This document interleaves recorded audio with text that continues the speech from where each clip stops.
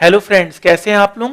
ये video CA final elective paper FSCM के students के लिए है।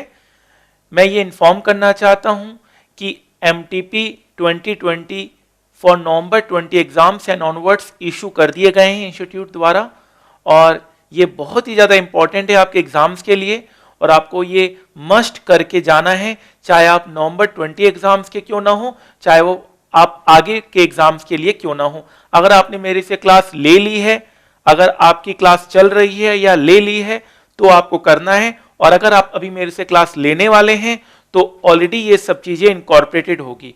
तो ये उन्हीं स्टूडेंट्स के लिए है जो ऑलरेडी मेरे से क्लास ले चुके हैं या ले रहे हैं। ठीक है, फाइन सर। तो एफएससीएम का आपको इलेक्टिव पेपर का मॉक टेस्ट पेपर जरूर देखकर जाना है। मैं इसे आपके ग्रुप में पोस्ट कर दूंगा, आप इसके क्वेश्चंस और आंसर्स देख लीजिए। और अगर आपको यहां पर कोई भी दिक्कत आती हो, कोई भी परेशानी आती हो, तो मैंने सारी केस स्टडीज अलग से मुझे क्लास लेनी है तो मैं आपको भी वो क्लास प्रोवाइड कर दूंगा, प्रोवाइडेड आपसे कोई दिक्कत हो रही हो, आपको कोई परेशानी हो रही हो इन सारे क्वेश्चंस को करने में। तो एक बार रिव्यू करते हैं क्वेश्चंस को कि किस तरह के क्वेश्चंस पूछे गए हैं। तो मॉक टेस्ट पेपर है आपका, यहां पर आपको नजर आ रहा है, और यहां पर जो फर्स्ट क्वेश्चन है, बहुत ही खुशी की बात है कि वो फैक्टरिंग चैप्टर से आधारित है, जो भी न्यूली आपके एग्जाम में इनकॉर्पोरेट किया गया है, न्यूली आपके सिलेबस में इनकॉर्पोरेट किया गया है। This question is based on factoring.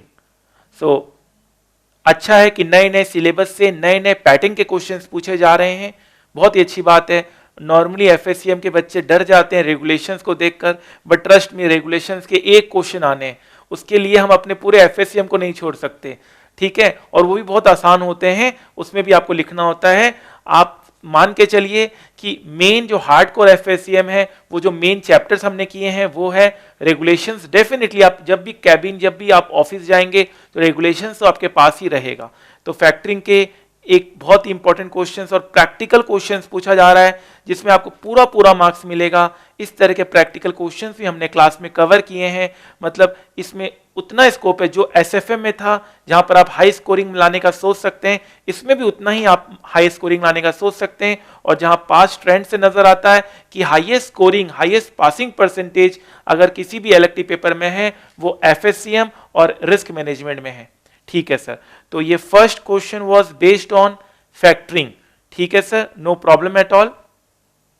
आइए, और थोड़ा सा देखने में आया है जो मल्टीपल चॉइस क्वेश्चंस है, उसमें इन्होंने थोड़ा पैटर्न चेंज किया है, उसमें थोड़ा सा इन्होंने और प्रैक्टिकल कंप्यूटेशन वाले क्वेश्चंस दिए हैं, वो भी हमारे लिए अच्छा है, वो भी हमारे लिए अच्छा है। जैसे यहां पर हमें क्या निकालना है, ग्रॉस वर्किंग कैपिटल निकालना है। ठीक है, मेरे ख्याल से सारे बच्चों ने अभी तक कैलकुलेट भी कर लिया होगा कि ग्रॉस वर्किंग कैपिटल क्या होगा। ठीक है, मैं सब चीजों का अलग से क्लास लूंगा। अगर आपको कभी भी कोई परेशानी हो तो मुझे जरूर बताइएगा। आप देख सकते हैं मैं इसका आंसर भी रीड करना सही नहीं समझ रहा हूं, ग्रॉस वर्किंग कैपिटल पूछा है, और आप आराम से देख सकते हैं कि ग्रॉस वर्किंग कैपिटल यहां पर क्या होना चाहिए। चलिए, तो ये हो गया, फर्स्ट पार्ट हो गया हमारा। देखिए प्रैक्टिकल पॉइंट, मतलब सीधा सीधा प्रैक्टिकल पूछा जा रहा है, दैट्स गुड। जिनका प्रैक्टिकल स्ट्रांग है उनको ये पेपर जरूर अच्छा स्कोरिंग प्रोवाइड करेगा। चलिए, तो हम आगे बढ़ते हैं।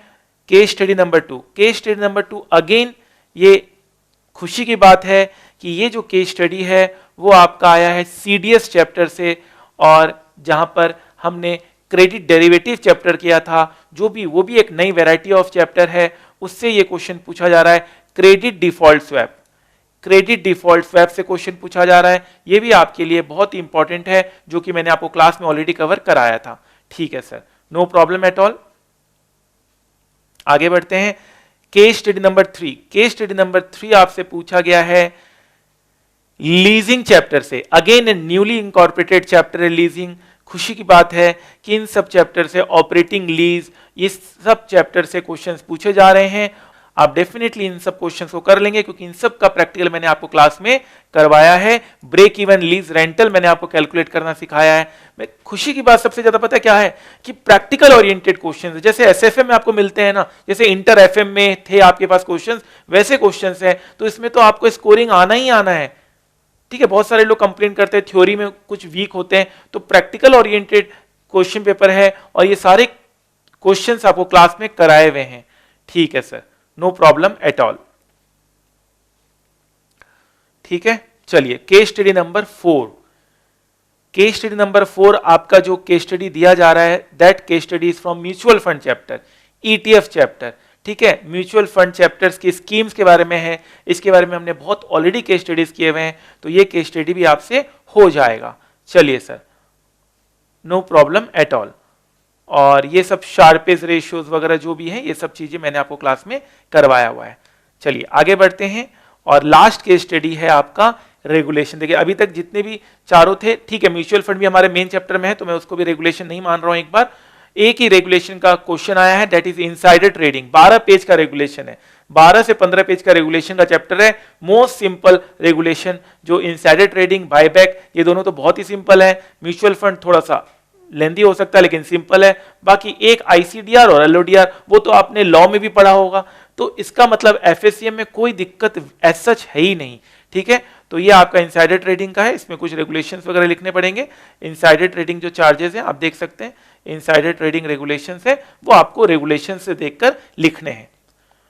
तो ये हमारा मॉक टेस्ट पेपर है, 5 क्वेश्चंस बहुत ही अच्छे हैं, इसको डेफिनेटली देखिएगा, बहुत ज्यादा इंपॉर्टेंट है ये, और आप इसे बिल्कुल भी मिस नहीं कर सकते। मैं ग्रुप में इसे पोस्ट कर दूंगा, डिस्क्रिप्शन बॉक्स में ग्रुप का लिंक दे देता हूं, ताकि आप इन सब क्वेश्चन को डेफिनेटली रेफर करके जाएं, छोड़कर तो जाने का सवाल ही पैदा नहीं होता है। ठीक है फ्रेंड्स, तो आई होप कोई भी अगर आपको कॉन्सेप्ट में या कोई भी आपको क्वेश्चन में परेशानी हो तो आप डेफिनेटली मुझसे रिक्वेस्ट करेंगे, यहीं डिस्क्रिप्शन बॉक्स में रिक्वेस्ट करें, मैं उस क्वेश्चन का वीडियो बनाकर आपको प्रोवाइड कर दूंगा, ताकि आपको कोई दिक्कत नहीं होनी चाहिए। याद रखिएगा, एफएससीएम में आप बहुत ही आसानी से 90 प्लस सिक्योर कर सकते हैं। बहुत सारे स्टूडेंट्स का 95 तक इस पेपर में आया है, तो आपका भी आ सकता है। बस आप कॉन्फिडेंट रहिए, अपने तैयारी को बिल्कुल सही रखें, क्योंकि आप जितने तैयार होंगे उतना ही आप सक्सेस रेट आगे जाकर हासिल कर सकते हैं। प्रिपरेशन बिल्कुल चालू रखें और प्रिपरेशन अप टू डेट रखें, ताकि आपकी प्रिपरेशन में कोई कमी ना रहे, आपकी मेहनत में कोई कमी ना रहे।